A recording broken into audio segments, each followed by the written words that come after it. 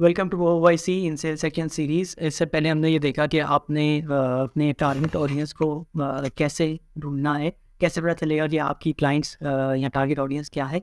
इस वीडियो में हम ये देखेंगे कि पाइपलाइन जो जनरेट होती है जब आप किसी भी एक क्लाइंट को कांटेक्ट करते हैं। एक दिन में आप मल्टीपल क्लाइंट्स को कांटेक्ट करते हैं, मल्टीपल लोगों को कांटेक्ट करते हैं, तो आपके पास एक क्लाइंटेज डेवलप हो जाती है। लोगों का एक पाइपलाइन में आना शुरू हो जाते हैं। वो लोग डिफरेंट स्टेजेस पे मौजूद होंगे। किसी को आपने इन्फॉर्मेशन शेयर की होगी, कोई फॉलो अप प्रोसेस में होगा, कोई क्लोजिंग के बिल्कुल करीब होगा।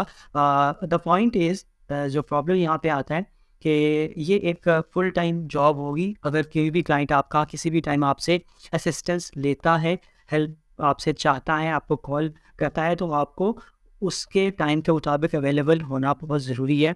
हमारे यहाँ पे सेल पर्सन्स मेजॉरिटी ये गलती करते हैं कि वो अपनी जॉब को 10 टू 6 या 10 टू 7 समझते हैं, और उसके बाद अपना वो नंबर जो उसको ऑफिस की तरफ से प्रोवाइड किया गया होता है वो बंद कर देते हैं या साइड पे रख देते हैं, जो कि बिल्कुल गलत है। अगर आपने सेल्स में अपनी एक पाइपलाइन अच्छी जनरेट करनी है तो डेफिनेटली आपको थ्रू आउट द डे आपको परफॉर्म करना होगा।